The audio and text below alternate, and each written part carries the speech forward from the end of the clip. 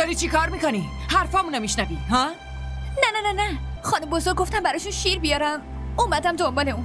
مگه جعبه شیر توی اتاق منه؟ دروغگوی احمق، گم شو. باشه. میبینی؟ این دختره که جاسوسه. نمیدونم باز چه قشقرقی را میرسه. خب بگو چی داشتن میگفتن؟ در مورد شما که چیزی نمیگفتن، داشتم برنامه میریختن یه جایی بیرون برن. درست شنیدی؟ راست شهناز خانم منو دید، خدا رو شگه یه بهونه آوردم و فوری اومدم بیرون. حتما پشت سر من حرف میزدن.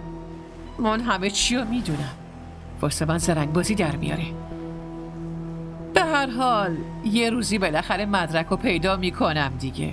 اون وقت ببین یه جوری به حسابش میرسم، یه کاری میکنم که هیچ وقت یادش نره. خوب کاری میکنید. اینجا مادر شوهرشون مریضه، اما اونا دارن برنامه خرید میریزن.